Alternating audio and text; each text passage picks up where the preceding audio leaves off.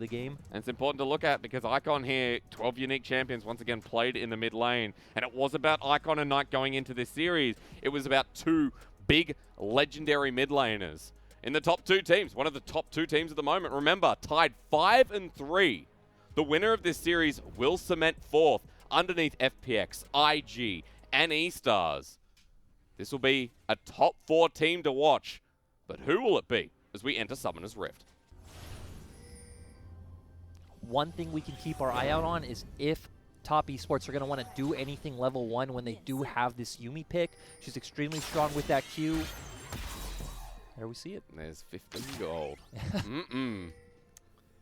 Chocho just wins lane immediately now. I'll tell you what I saw a while back. Sorry, words are hard today.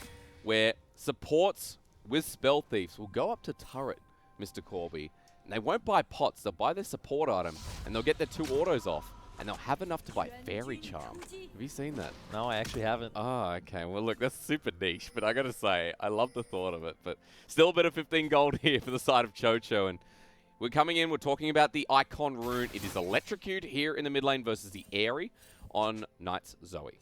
Just very good comboing with your kit, getting off that quick burst. And just touching on both compositions, we did already see OMG get a lot of vision down into top's jungle, so they are going to know what route Karsa takes.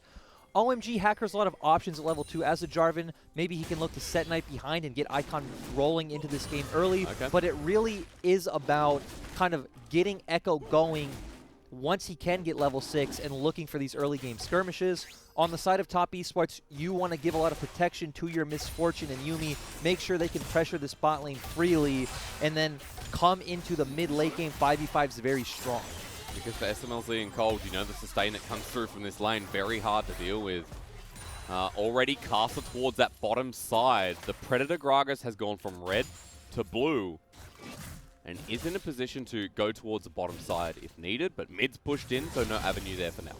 Karsa won't really have any ganking avenues in the spot lane. It's a lot more about just making sure they're safe, they have vision, they're able to freely pressure without feeling any danger. If you are going to look for a gank, we can expect to see him go help 369 on this Renekton, or if Knight can get a bounce back in the mid lane, he can be under a lot of pressure there, and Karsa can finally show up and give Knight a strong gank and be that mid-jungle 2v2 we always expected. Well, he might have to show up now because Hacker's in position to gank this mid lane. Knight level 3 gets a slow here with the Proto Belt. The flash forward here from Hacker means absolutely nothing. There's a bit of a misplay from the jungler as Ignite goes through. Flash here from Knight, he picked one up and he first bloods in the 2v1. That went so horribly wrong so fast for OMG. This is why we've always talked about Knight as one of the best, not even just mid laners, but players in the LPL. Hacker, of course, would have loved to be able to pull that gank off. If you can get a kill on Zoe now or blow her flash, Icon will have pressure in that lane going forward, but a bit too greedy, and Hacker paid for it. That hurts so much. Look how low Icon is as well. Now, he has TP, but he doesn't want to back out of lane with this wave in front of him. But Knight, about a 10 CS advantage. Karsa now has control around this mid lane and top side. Really good start here for top esports in Game 1. And matchups like this are very like hot or cold. If the Zoe can get ahead, now she has more time to continuously pressure this Echo, and it's going to take him even longer to even get in this matchup. Had he been able to get that kill, would have completely reversed. So this is huge on the side of top. Because you talked about Hacker influencing the mid lane and maybe unlocking Icon so he can move around the map. A bigger timer on that as well means that the Echo pick suddenly falls flat. And even though that's what it would have been nice to do with this composition, we did also talk about that's not really what OMG are known to do, right? Hacker and Icon are not thought of as the duo for this team. We talk about OMG focusing towards the top side. Let's take a quick revisit towards FPX. In their winning game, it was about bullying Gimgoon in the top side. Over and over again. It was really hard to watch for Gimgoon, just continuously diving him over and over again with Icon, with Cold. It unlocked Icon in the end because Icon started roaming up. They started really influencing that lane. This game around seems like a much slower start.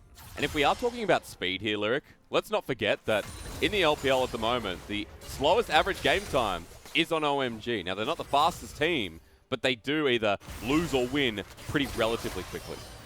Yep, we should. OMG are very good that if they get that early game lead, they're pretty good at snowballing. But when they fall behind, they just don't know what to do. Here we see, looking at items, Renekton 369 was already able to get that Executioner's Culling, which is really going to make it easy for him to bully out the Aatrox in these trades. You can already see Curse behind about 10 CS in this lane. And 369 dominating this lane as well. No teleport available here for Curse, who's backing away. So for 369, with no ganking pressure in the top right now, that should be the first plate going over. You're in a really good position if you're 369. Aatrox 10 CS behind and already losing out on another wave. Yeah. We've talked about this is where OMG really like to find their early pressure, so they are going to have to change it up and see if they can find another avenue into this game. For Knight, he's still dominating the mid lane as well. Chilling Spite just to show a bit of prowess here from Knight. He's level 6 on the Zoe as well, so with the portal jump available, the burst potential even further up on a level 5 icon. We see Karsa on the mini-map just abusing the pressure that Knight has in the mid lane, but Knight is actually hovering towards the top side looking for a gank, a dive onto Curse. He's got enough mana. Corrupting Potion is going to be ticking here as well. Curse doesn't have level 6, but 369 does. Trouble Bubble lands. 369 tanks, but flashes away. Knight has to flash as well. That almost got messy, but a successful dive in the end. Really good roam for Knight. That's why he has been the MVP for this team. Actually, in early weeks, we saw Top Esports putting a lot of focus onto 369, and only more recently did they start giving attention to Photic and Chocho. Yeah, because in the bottom lane, remember, in the early weeks, Photic and Yu and Jab fell so far behind. But I should bring your attention back, because at the moment, the bottom lane seems to be, I guess, a more successful story here for OMG. Dragon's going to go over. It's Mountain to start the game off, while the top lane gets absolutely obliterated with plates. It's just how it goes, right? Top Esports decided to send their resources topside, so Hacker knows, hey, I can take this Drake, my bot lane can hover. Of course, Icon could be around if he was needed, but just got off a good reset. So if you're OMG, at least you do get something out of that play. We have to look at OMG right now, though. In gold, 1,500 behind after these solo lanes of Top Esports. 2 kills. Now going to Knight after Knight picked up the one in the top lane. And as that Trouble Bubble lands in front of the minion wave, I mean, lucky he doesn't have the Paddle Star at full length. Trades like that, Icon has to be careful of here in this early game. We finally see Karsa looking towards the top side. 6 on Karsa. Level advantage over the jungle. Now with Predator, he's going to use it. Curse goes into the world ender, but the body slam should be easy here. The explosive cast, really nice flash from Curse to get out. Curse getting out of there safely. We also see on 369 he did pick up the Tiamat, which means he will be constantly pushing these lanes, so Karsa will always have pressure from topside to play around, which means they can either look for more ganks on mid lane or just freely take the Rift Herald. Look at this, even going towards the blue buff right now, like invading the topside jungle. Getting a lot of early vision on the side of Top Esports. I like this adaptation on the Renekton build coming out from 369. Top Esports right now just trying to continuously pressure lanes and transfer this pressure around the map. We talked about builds as well. It's double amplifying tome in front of this Rift Herald pit. Hacker's walking in, has Cataclysm. But look at his support. It's only Icon. It's a 2 versus 3. And they're pressuring him off. And surprisingly, we see Cold staying in the bot lane while SMLZ is walking up, trying to cover for his team. Well, they're going to go in for the engage. Hacker still hasn't used the Cataclysm. That's the flash away. There's the Dominus as Icon goes to Knight in the back line. Curse brings back in 369. Herald was secured, though. So OMG just trying to, I guess, leap of faith into Top Esports. Top Esports get everything they want. OMG tried to bring SMLZ up towards the top side, but OMG not really being decisive on committing to a play. I guess it is the support. So SMLZ decided that he was going to try and influence the play a little bit, but didn't have 6 if you wanted to use the Dawning Shadow, I believe it's called. I always forget Dawning Darkness. We actually don't see that much Senna over in the LPL. Yeah, so I'm glad. Its priority has fallen more and more with... Ooh, you're right. Okay, no, sorry. No, you were right. It's not PTA Renekton as we used to see. We got the Conqueror, so... It's going to take a little bit more than that, but I was worried because Curse is low and Karsa's here. He's not even going to put the Herald down. He wants to kill this Aatrox. Here comes World Ender, but is it in time? Nope. 369 gives the kill over to Karsa, and Top Esports have full control of this early game. 369 just finding his own advantages in this matchup early. Then, of course, Knight getting full control of mid lane, being able to get that earlier dive, has now really set up this snowball on top side. And we haven't seen Icon be able to freely move around the map and abuse this echo pick from that earlier gank from Hacker just kind of going wrong. We're 10 minutes in, he's still in lane. Icon has caught up in CS though, but We want to see a little bit more than that. Meanwhile, the top CS at 30. And you mentioned the tier map pickup before. An instant shove for 369 in that top side. Goes back, picks up the Phage. Now if Curse gets hit once by 369, this 2-level advantage is really going to sink in. And also setting this up for the future, what it'll mean once we start getting to these objective fights is, when you look at the side of OMG, what they really want to do is have Icon, Hacker, and Curse all jump in together, and then you have that supportive element coming out from SMLZ on the backline. But their carries are so far behind right now, they're going to just jump in and get blown up. I think Photic, yeah. He popped the ult, he may have stopped it, but we got an engage mid. Ignore that for now. The parallel convergence lands, and Knight might be in a lot of trouble here. Ultimate comes through, and SMLZ picks up the first kill of OMG as Caster's caught out. Body slam into the explosive cask. I think that was a panic ulti after the flash here. Top Esports showing their first sign of weakness here in Game 1. Didn't look like a panic ult. He looked like he thought maybe I can knock him under tower and get the kill, but True. Echo still had the ultimate, so Icon would have been fine. But it is nice for them to finally get this kill onto, it's actually on the Senna. Would have been nice if they could have gotten it onto the Echo, but you know, you take what you can get if you're OMG right now. You definitely do, and SMLZ in this lane might be getting a little bit more as the binding doesn't connect. Hacker now down towards the bottom side. So a bit more direction here in this early game after everything was given in the top side. Seems that Hacker has more of a focus towards mid-bot this game around and was looking to set up vision around the next coming Dragon. Top should have pressure going into this Dragon. We do see Icon resetting right now, so Knight will be able to get that push started for then Top to, you know, set up vision or contest this Dragon if they want, but we do actually see Karsa recall. So, okay. Never mind. Well, they got the Scuttle Crab in front of Dragon, and they got the bottom lane pushing out, so I guess they're like, better time. As good a time as any, I should say. Picked up Runic Echoes, has himself a stopwatch now as well for the fight. But so does Hacker. So a lot of the time in the LPL we'll see this, a fight's coming up, and both teams are like, now it's time to purchase a stopwatch, and it does make a difference. And a lot of your gold is on Knight in the mid lane, so he's very well set up if a fight happens. We already see Karsa and Chocho heading over, and we talked about that. Ooh, setting up this Rift Herald makes me wonder if they're actually going to push this. Expiring. Good trade here from Icon right in front of it, but 4 people are mid here from Top Esports. The rotation coming up, but the Herald is going to get the charge. For OMG, how do they defend this one? Well, gold has to be given over. The Herald's not going to get the turret, but it's in front of Dragon, and now Top Esports have priority to move down in the river. I was thinking that Top Esports would just walk mid, drop the Herald, and then everyone move over to Dragon and say, hey, Herald can go get a charge. We're going to use that to force you to all come mid, and we'll start Dragon first. That's not what happened. They actually did get gold onto their carries. Predator from Caster, though. You ready for a fight, Lyric? I think I am. Explosive Cast sends them back into the turret. As Hacker now cataclysm back in. The re-engage comes through. The Yumi ult as well. As Icon used the parallel convergence, rather chrono break. TP in from Curse right on top of everyone. That was like natural last game in DMO. Not the best. As Top Esports now with the members advantage have mid to their works as well. It was just really confusing because Top Esports were actually pretty impatient with Karsa throwing out that ultimate right away. When you can just abuse OMG from range with your Zoe, with your Yumi, with your Misfortune, but then with Curse's TP just jumping right into you, it's like OMG just gifted you something right into your lap. The 0-3 Aatrox, you know he wasn't going to do that much.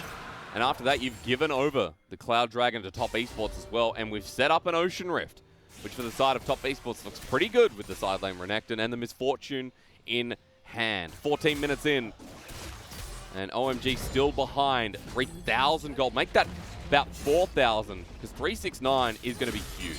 Let's be honest, Ocean Rift is good for anyone. Yeah. Not just good for the side. It's the best. No one's really said it yet, but I think it's just the best overall. A lot of people have said it's the best one overall. This is a new statement. No one's ever said this before. But Ocean Soul is just... Remember, what was the last OP Soul? Or last OP Dragon? It was just Infernal, right? Last year it was just Infernal. Just Infernal, because it was like or, 6%. Well, Mountain was also very strong, because True. last year was when you could just rush down Baron with like 1 or 2 Mountain the breaks. objectives, or like you put someone in the side lane. You have this like side lane Camille who 2-shots a turret with triple Mountain. But also, yeah, 369, we already knew from before he wasn't going to go for that Blade of the Rune King build just with how he was itemizing early. He did finally pick up that Black Cleaver, which is a lot more being a terror early on in these team fights, getting your spell, getting cooldown faster, and being able to rotate through your spells easier. So now I have a question for you. Do we then go to like a Titanic Hydra that was also buffed in 10.5? Because you don't see Renekton's with Ravenous really at all. Do we opt into that, or do you expect to see something else? Maybe he does go for it next just because he already is sitting on that Tiamat, which we talked about. He did just get for the laning phase to consistently push and let Karsa abuse that pressure. So it would just be about how you want to efficiently use your gold.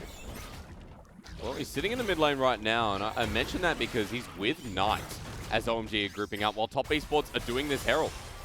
So 369 at level 11, here to receive the wave, or maybe move to the bottom side, while top maybe going to push something here with the objective picked up.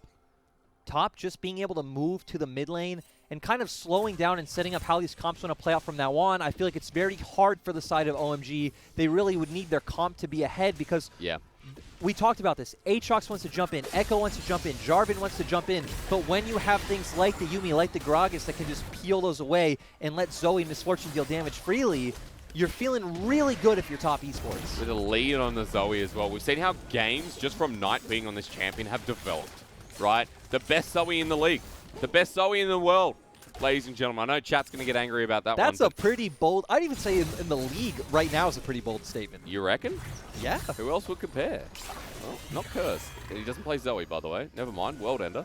And goodbye. But who come back to this. Who do you think the best in the league is? I think you could even make an argument for right now Icon. I mean, we've seen...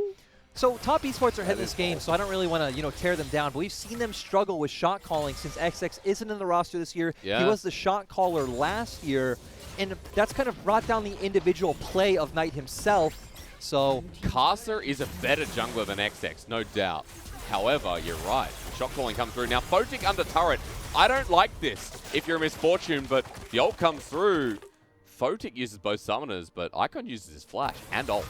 Icon just doesn't have the damage to be able to safely do that against Misfortune right now when she has her summoners up. You still did blow both of those, so it is pretty good. Because again, if you can get into these team fights and somehow get on top of Photic, get on top of Knight, you can come out ahead.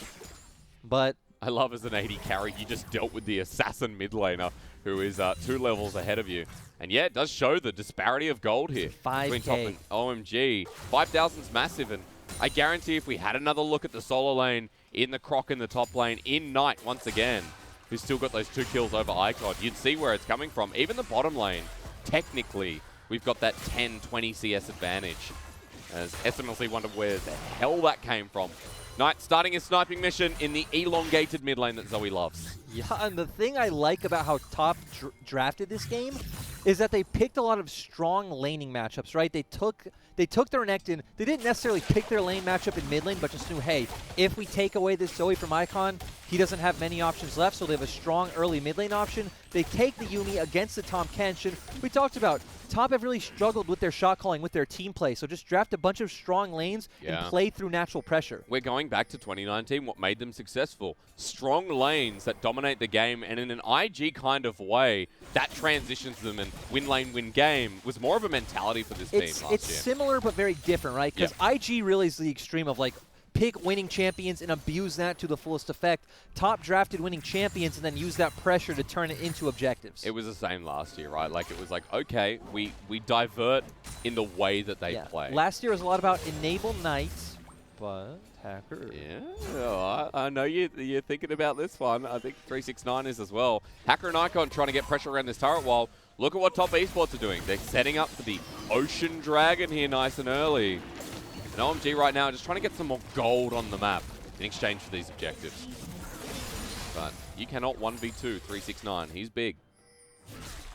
369 getting all that gold funneled to him in the laning phase, getting all those plates, picking up. I'm not actually sure if he's the one that ended up with any of those kills, but still, yeah, getting all the gold from the assists. So he's so far ahead right now. And we've got ourselves a Jorum's Fist as well. Nice trouble bubble there. Not onto SMLZ though. Top esports can't follow that one up, but Cold and SMLZ just been farming away. You see the Manamune start here on SMLZ as well, so a bit more scaling potential here in the side of the center.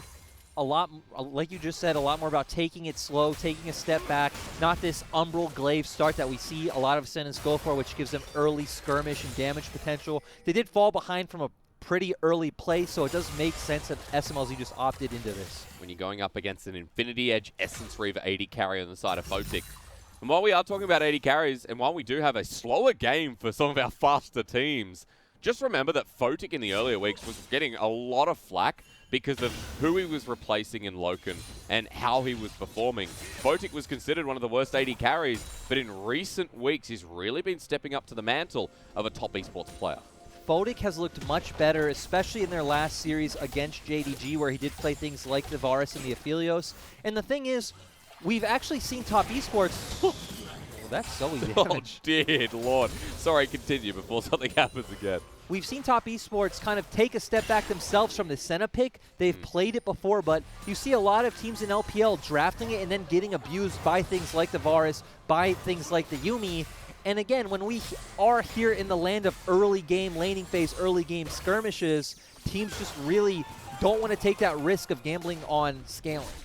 Focus on the MF here. He's going to be a big boy, so in the next 5 minutes, you're not going to have to worry about that. He's at his items. He's at some key items at that. Level 12 here. He's been sitting in a solo lane for a long time, Photic, while Chocho's been off with Karsa. So Photic now almost the level of Knight. Photic really far ahead of SMLZ, like you just said, and turning our attention towards Karsa, he did just pick up that Zhonya's Hourglass, which shows he does want to be a lot more of this engaged threat on the side of top. No vision there, by the way. He just walked there and Knight picked the path. He's blue buff. He can do whatever he wants. He's been sitting mid for so long and no one can deal with him. Ludens and Protobelt now picked up. He's also got himself a Dark Seal.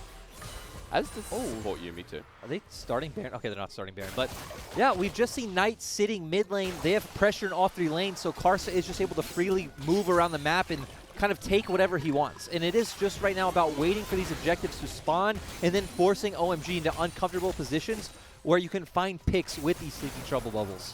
Like Icon here might be called out. Predator used by Karsa, by the way. But top esports push OMG back and look for deep vision once again. Now, I was going to ask you, in this bit of a lull state, does OMG have a way back into this game through slowing the pace down? Because you talked a lot about the dive potential and OMG wanting to go in. With a slower pace, does this get any better, or is it just harder and harder from here? OMG's composition, like in a box, has some decent scaling with the Echo, with the Senna. Yes, hang on. Abyssal Voyage. Icon forces the flash out of Knight. No, excuse me, that was Icon's flash. Bit of a spectator buggers. SMLZ stopping the engage from Karsa. Knight backs away, but he still has his flashes. 369 has walked through to the mid lane. Time wanted to get the slow Karsa with a horrible ultimate. As Trouble Bubble is going to land. See if Karsa can follow this one up, but no, Cold's out. Bit of botch from both sides here, while Photic is split pushing. Karsa has had some really strange casks coming out this game, but hey, Photic's off in the side lane, so it doesn't matter. You are so far ahead at this point. And it's made me spill my water all over my face. Can confirm he did spill water everywhere. I'm going to need a tissue, but that's aside from the point. So there's a lot of issues right now. I think with both teams, we're ironing out the creases in Game 1. That's what this feels like. It's a bit of taste testing, and that's what we can expect from this series. And going back to what we were just saying, even though there are scaling elements on the side of OMG's comp, just kind of the dynamic of the way Top's composition goes against it. We did talk about all of those disengage tools, making it hard for them to get onto the Zoe and to get onto the Misfortune, especially when they have flash up. I think will make it, ooh. You speak about the flash, Karsa goes in with a body slam flash, but has no ultimate. So SMLZ gets devoured by Cold, and they walk out. He's trying to find a pick, but Drake is up in 10 seconds. They could just take it a bit more slow, wait for that dragon to come up, force OMG to come into them, and we've already talked about it. You are 5k gold ahead. You should be able to force them into this fog of war, poke them out, and, you know, abuse that. So I think Karsa's getting a bit impatient.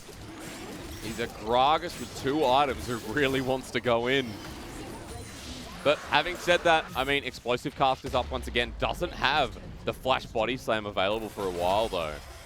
But Ocean Soul one away here.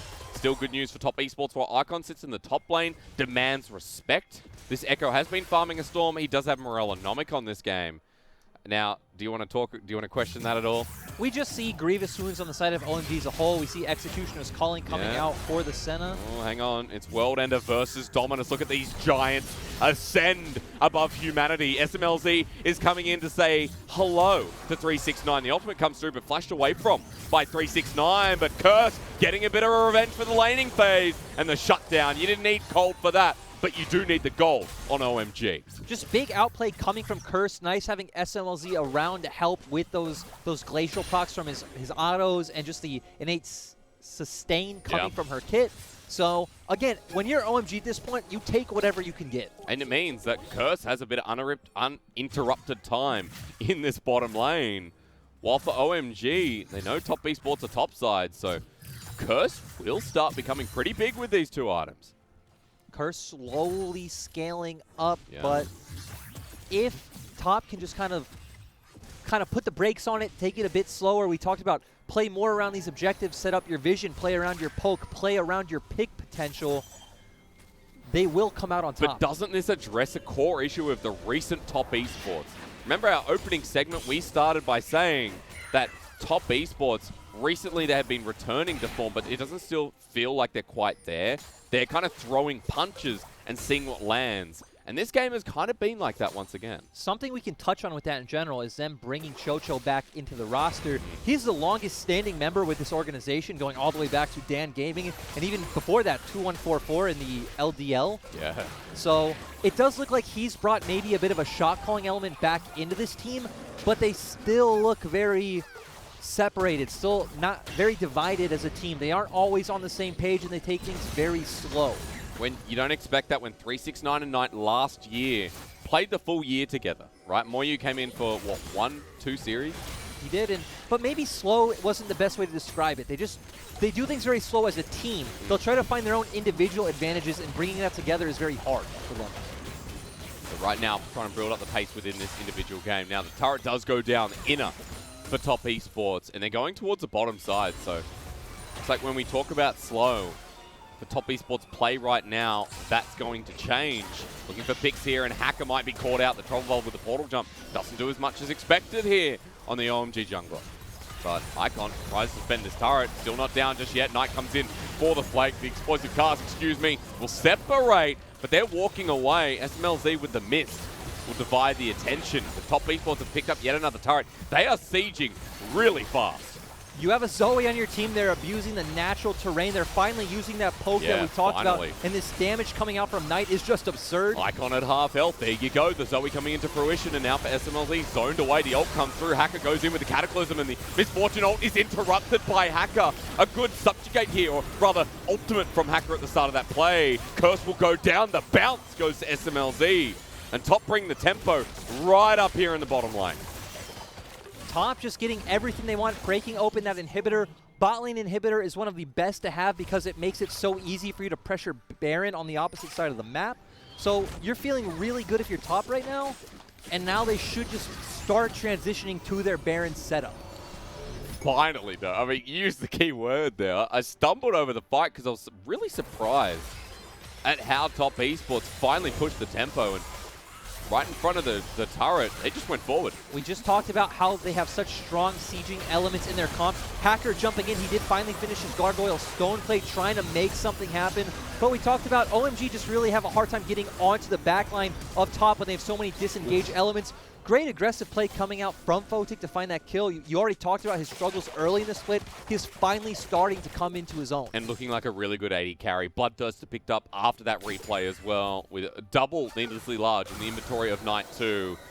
Also notice the Sterix gauge in the top lane here from 369. We've still got the Tiamat, but now we have the Mortal Reminder in hand as well. He did have that in the last fight, and it's pretty peculiar. You don't really see Renekton's finish that even when they are in this lane matchup against the Aatrox. It would be a lot more common to see him have picked up the GA or maybe something like the Dead Man's Plate, but... I still love the Titanic on Renekton, just saying.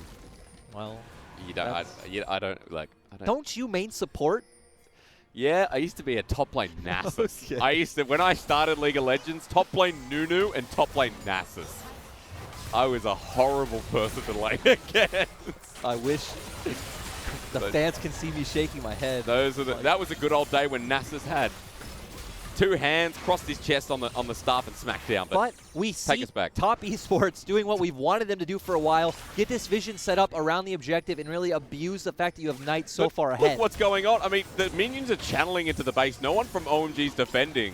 They demand attention around this Ocean Soul. I feel like the minions are going to do the dirty work, but top play with time. OMG just have two bad options. Give Ocean Soul or... So, go in. That's apparently the option number 2 here for Hacker with the Cataclysm in. The first kill goes onto Icon before he can use his ulti. Now into the backline. Curse is trying to bring this one back. Knight at half health. Golden is he as the flag and drag in, flashed away. Hacker now has to flash out because the AoE damage comes through, but OMG are winning this fight through their top lane Aatrox. Chocho's the Yuumi without a friend, and OMG really fight back in that one. OMG finally getting back into this game, finding their way onto the carries of Top Esports, and Knight not being able to be in that fight. OMG coming out with just what they wanted. And they want to turn and kill this mid laner as well. Big death timers and the denial of Ocean Soul. And their base defended by Curse, who heads on back. Big moment here for the top laner who debuted in 2019, going up against 369, who was also a rookie last year.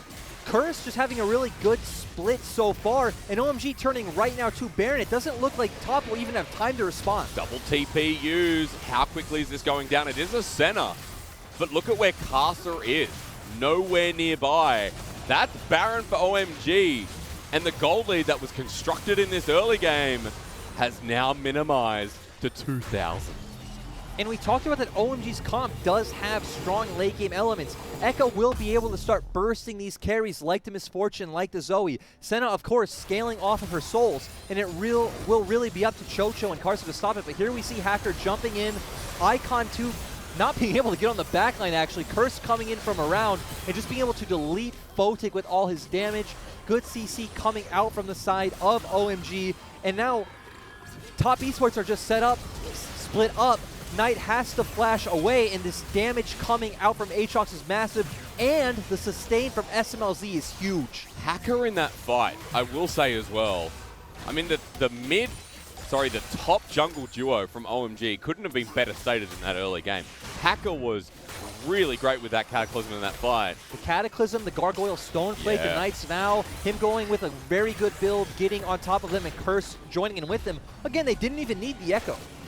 Also note that SMLZ's route hit 3 people at the end of that fight too. Now with 3 items with the Muramana completed in the inventory of the center, plus the Executioner's Calling still there. So essentially a full build with tier 1 boots. It also shows that as we've transitioned into late game on the side of, just in the game in general, but on the side of Top Esports, you really want to see Karza start changing his role from an engager to more of a peeling element for Knight, for Photic, using that explosive cask defensively and giving them space to deal damage. Because if they have the space, look, that's a Rabadon's death cap completed for the mid laner. But note that Knight now is a level behind Icon. Note that 369 has lost his level lead over Curse. So we are seeing the form of balance here with the Baroned up team who are grouping up mid with not many Top Esports members. And Curse looking for the help of Icon down in the bottom lane. Ultimate, will it be used? Yes, Chrono Break away, but Curse now in with the World Ender behind the turret. That was a great Abyssal Voyage and the Explosive Cask. Again, nothing he could do there on the side of Carcer. They have Baron minions, they have a kill, they're going bot. And an element we've completely forgot to touch on this game is that OMG have 3 teleports and the global and the Tahm Kench. If they can pull Top Esports across the map, they don't need to find flanks. They don't need to find a way onto Top Esports backline. They're always there. They can just get picks. They are getting wave cleared here from the side of the Zoe and the Misfortune. Photic has to be careful. Even with the Yuumi, Hacker goes in with the Cataclysm. The Yuumi ultimate comes out, locks down 3 people. But that's a disengage ulti from the support of top. And it's just very hard for Knight to deal damage in this situation as a Zoe, where you're not... Photic walking forward. I mean, he has to flash away, of course, because the center will do that. Bullet time comes out, but they ain't making it rain. OMG back away. They've gotten a lot here while Icon pushes through mid. That was just so confusing coming from Photic, and is... Now confusing from Carcer. What is he doing here? There's a ward there. Carcer is dead. Give it over to Icon. That's his first kill of the game. And now another long death timer with the Baron buff really paying dividends. It will expire here after that play, but OMG is still grouped up. OMG just doing so good to abuse these globals from across the map, abusing the bad positioning, coming out. 369 just came back to life! Coming out from 369. He was doing so well in this early game. What a turnaround from OMG. They are now, for the first time in this game, up in gold. They've got the inner turret. They have control of this Game 1. This is just top esports making mistake after mistake individually, and OMG capitalizing on that as a team. We got so much to talk about with OMG from this Game 1. We've got so much to talk about with OMG's recent success. It looks similar to here in this game. Consistency is key, and they've stepped up in the later part of this game. Inhibitor goes down, and a 1K gold lead in that pocket. So we have Dragon coming up again in 30 seconds. It is still soul point for top. The thing to look out for is, as we've continuously set up, is can OMG get onto the back line of top esports? But when you look over at the Misfortune, Photic had to blow his flash because he walked too far aggressively in the bot side. So it's going to be much easier for Icon, for Hacker, for Curse to get on top of him. When he has a proto build on the side of Icon, he's got 4 items as well. So remember, Zhonya's is such a nuisance to deal with when you do Echo, plus the Lich Bane movement speed. You mentioned the flash on Icon too. So many members have dashes, and I love that you brought up the point of the global ultis from the Tarmkench, plus, I guess, teleport is a Triple global TP. summoner. Yeah. And OMG, just because of this lead, because of what we saw on the bottom side, straight towards the ocean, they deny the soul. Now it's their turn to be on soul point. So both teams right now will be able to threaten this objective in 5 minutes. Does seem like top said, hey, we have super minions coming into our base. Let's take a step back. Let's get some more gold onto our carries. And we've already talked about, now it will be down to who can execute these fights better. Or does OMG just keep avoiding fights and keep abusing those TP advantages? Really trying to gap close onto Photic here, trying to spot him out at the red buff, and they were close. You notice Casa backed away. Just then picked up a couple of control wards, has Predator available, and the Banshee's Veil is available here for Casa too. A lot of core items coming out on both sides. We do also see Photic being at that 4-item point, having... Oh, Knight. Ooh. Flash away. That's his real flash. Icon is pouncing. OMG just have so much kill threat without getting in lethal range themselves. Icon always having that ultimate, that Dawning Shadows you talked about coming out from SMLZ. And the ability to play around an Echo who was just farming the whole game. Icon, we didn't get the roams off in the early game for OMG. But now that we're at this point, you can see the threat of this composition. In front of Baron, they say, let's start it again. Hacker's not even in the pit. It doesn't even look like top are going to contest. They're not. I mean,